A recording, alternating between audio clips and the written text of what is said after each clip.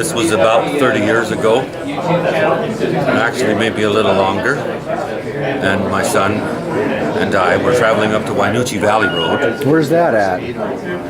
That's on the other side of the Wishkal Valley, Montesano.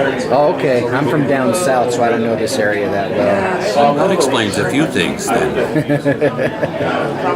So yeah, we were headed up there because we lived in a logging camp. It was called Grisdale. That was 35 miles north of Montesano. On a moment. And it was late at night. We were coming back from the big truck show in Tacoma Dome. We were going up the road, and we were quiet, just driving, and something big went across the road in front of us to where I had to lift my foot off the throttle, thinking I might need to put on the brakes.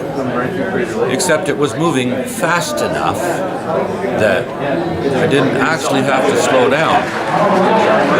And there were eyes on it that reflected the headlights red, like you might on a flash from a human. It wasn't green like a deer, but it moved so fast and turned to look in the headlights and then was gone off the side of the road. And it was a bit of a surprise to me because I've worked up there for many, many years, and I've traveled that road many, many times, and as far into the Olympics as you could go up to the park, I worked there every day, and I've never seen anything like that. Tall, taller than an elk. And I was a little surprised, and I sat there and I said to my son, "Did you see that?" And he said, "Yes."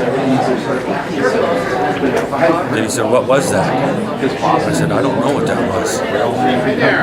We never could find it, even to slow down and really to take a look across, but we both saw it.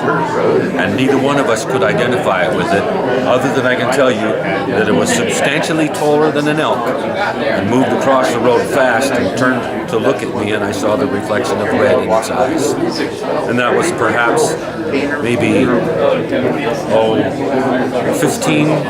12 to 15 miles up the Wynoochee Valley Road. Out in the middle of nowhere, huh? Well, most people would think that's the middle of nowhere, yes. That if you keep going, there's nothing out there except the logging camp where we lived.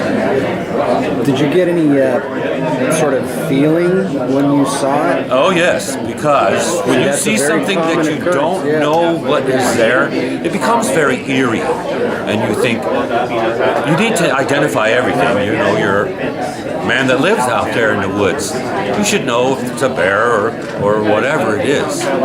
But not coming up with a conclusion, that was the eerie feeling.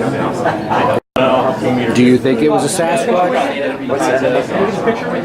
I'm skeptical to answer that, but if there is such a thing as a Sasquatch, that's the closest thing to it that I've ever seen. And when I go up that road now, because I still do, I keep thinking about that as I go by that spot, wondering, will I see it again?